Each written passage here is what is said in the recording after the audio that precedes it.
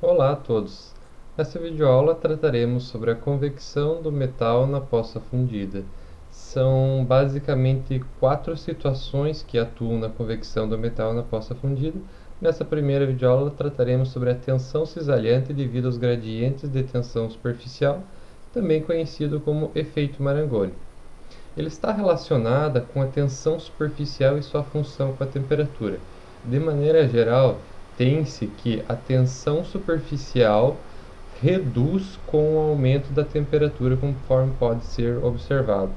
Em relação à soldagem, tem-se que na poça de fusão a maior temperatura é encontrada no centro da poça, ou seja, com a maior temperatura tem-se a menor tensão superficial, gerando desta forma um fluxo que se apresenta de forma radial e centrífuga, ou seja, as regiões de menor tensão superficial tendem a se deslocar para as bordas, que são as regiões de maior tensão superficial, gerando esse fluxo convectivo conforme apresentado na figura B e demonstrado em relação à distância do centro da poça de soldagem, em que a tensão superficial é mínima no centro da poça de soldagem, gerando esse fluxo para as bordas.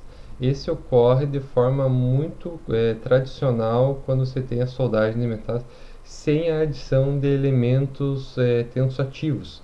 Esses elementos podem ser listados como, por exemplo, o enxofre e o oxigênio.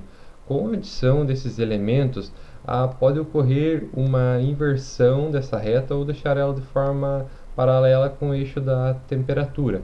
Nessa condição, ocorre que, com o aumento da temperatura, também há um aumento da tensão superficial, fazendo a inversão da situação anterior, em que as bordas da poça de fusão terão a menor tensão superficial, desta forma gerando um fluxo contrário à situação anterior, em que as bordas irão se adicionar para o centro, gerando um fluxo nesse sentido, ou seja, aplica o aparecimento de um fluxo radial centrípeto, em contraponto a um fluxo radial centrífugo, como é demonstrado sem adição desses elementos. Essa condição aqui, sem a adição dos elementos tensoativos, tende a promover uma poça de fusão mais rasa, porém mais larga.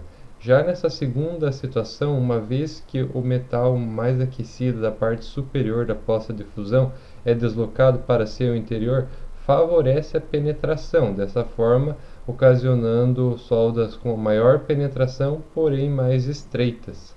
Esse modelo é apresentado através do modelo de Haefele, que procura explicar por meio das tensões cisalhantes, também conhecido como efeito Marangoni, uma das ocasiões da convecção na poça de fusão. Eu agradeço a todos por essa aula, foi isso, nos vemos, até a próxima.